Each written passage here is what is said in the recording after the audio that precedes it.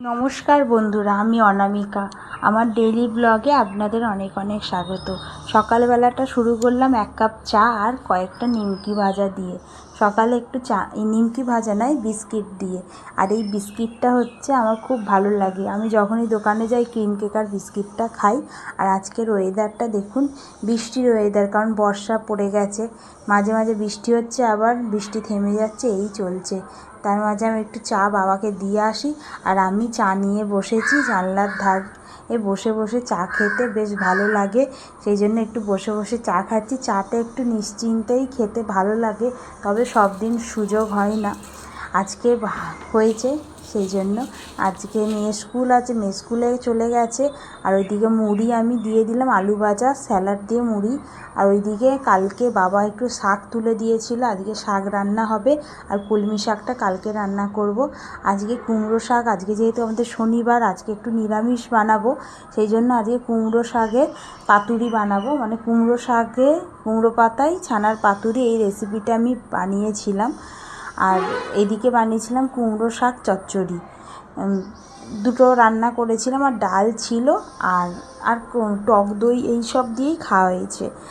আর দেখুন, এইদিকে আমার রান্নার প্রস্তুতি চলছে। আর অন্যদিকে কিন্তু বৃষ্টিও হচ্ছে। মাঝে মাঝে নিচে যাচ্ছি, জামাকাপড় তুলছি, আর এদিকে রান্নাও চলছে। এদিকে পাতাগুলো সব রেডি করে ভাপিয়ে দিই, কারণ রান্না এবার শেষের দিকে। এরপরে বাবাকে খেতে দিতে হবে।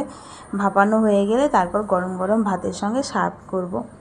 আজকে ভাবলাম নিরামিষ দিন, তাই আজকে এটা বানিয়েছি। আর অন্যদিকে দেখুন, আকাশের অবস্থা খুব, একটু ঝড়ো হাওয়া দিচ্ছে। আর বেশ কালো করে এসেছে, মনে হচ্ছে ঝমঝমিয়ে বৃষ্টি আসবে। যেই বলেছি সেই তারপরেই দেখুন ঝমঝমিয়ে প্রচণ্ড জোরে বৃষ্টি এসেছিলো তখন। এরপর ভাত আমার রেডি হয়ে গেছে, ভাতটা বেড়ে দিচ্ছি, গরম গরম ভাত। আর ওই যে লাউ শাক, কুমড়ো শাক চচ্চড়ি বানিয়েছি, কুমড়ো শাক আলু বেগুন দিয়ে। আর একটু ডালের বড়ার পরিবর্তে বেসন দিয়ে করেছি, তাতে একটু বেশ ঘন ঘন হয়েছে। সবসময় তো ডাল ভেজানোর টাইম হয় না, আর ভুলে যাই, আর সেই জন্যই বেসন দিয়ে করেছি। আর এদিকে পাতুরিটা দিয়ে দিলাম। আর ওইদিকে কালকে এনেছিলাম টক দই। নিরামিষ দিনে একটু দই দিয়ে দিই, তাহলে কিন্তু সুবিধা হয়। সেই জন্য টক দই আর এটা মিষ্টির দোকান থেকে আমি কিনে এনেছিলাম। আর আম ছিল, আম দই আমাদের প্রায় এই এখন করে বেশ খাওয়া হচ্ছে, বেশ ভালোও লাগে। আর এই হচ্ছে চাটনি, যেটা দুদিন আগে বানিয়েছিলাম। চাটনিটা একটু বেশি করে করা থাকলে সুবিধা হয়। তাহলে আজকের ব্লগটা এইটুকুই। কেমন হয়েছে জানাবেন। আজকে রান্নাবান্না, আজ সারাদিনের এই ছিল আমার ডেলি ব্লগ।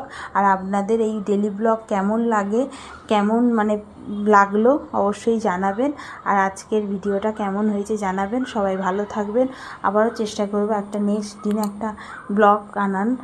আর সবাই ভালো থাকবেন, সুস্থ থাকবেন। আবার দেখা হচ্ছে কালকে।